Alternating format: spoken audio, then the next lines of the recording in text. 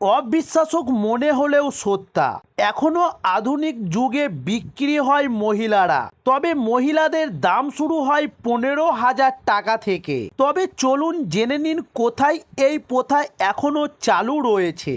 তার জন্য সম্পূর্ণ ভিডিওটা দেখার অনুরোধ রইল। চলুন শুরু করি। দাম শুরু হয় 15,000 টাকা থেকে, সর্বোচ্চ দাম ছাড়িয়ে যায় প্রায় লক্ষাধিক টাকা। তবে কোনো জিনিসের নয়, এই দাম নারীদের। মধ্যপ্রদেশের শিবপুরি গ্রামের বাজারে তারাই পূর্ণ। পুরুষরা এসে তাদের বউ হিসাবে কেনেন বা ভাড়া করে নিয়ে যান বাড়িতে।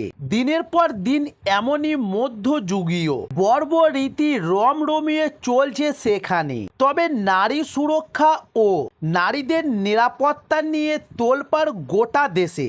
একাধিক নারী নিগ্রহের ঘটনার প্রশ্নের মুখে পড়েছে প্রশাসনের উদাসীনতা। তবে এই আবহে ধাজিতা প্রথার নাম সামনে আসতেই আলোচনার ঝড় বইছে যে নারীদের ক্ষমতা আয়নের এই আধুনিক যুগে কিভাবে মহিলাদের পণ্য হিসাবে বিক্রি করা হচ্ছে বাজারে, তা নিয়ে প্রশ্ন উঠছে। তবে দীর্ঘদিন ধরে এই রীতি চলে আসছে শিবপুর গ্রামে। তবে একাধিকবার এই নিয়ে বিতর্ক দেখা দিলেও ধাজিতা প্রথা বন্ধ হয়নি এবং পুলিশ তথা প্রশাসনও এই বিষয়ে উদাসীন।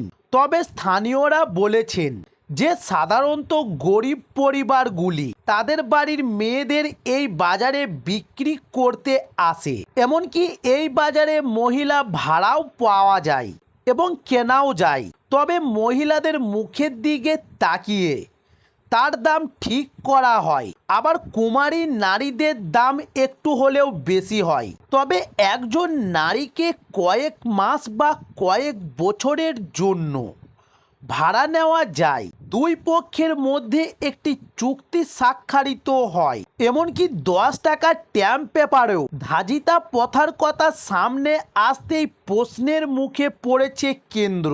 বেটি বাঁচাও বেটি পড়াও রাজ্য সরকারের লল্লি বহনা প্রকল্প। তো দর্শক বন্ধুরা, এই ছিল আজকের ভিডিও। এই ধরনের আরও নিত্য নতুন ভিডিও পেতে চাইলে আমাদের চ্যানেলে নতুন হলে চ্যানেলটি সাবস্ক্রাইব করে সঙ্গে থাকুন। নমস্কার।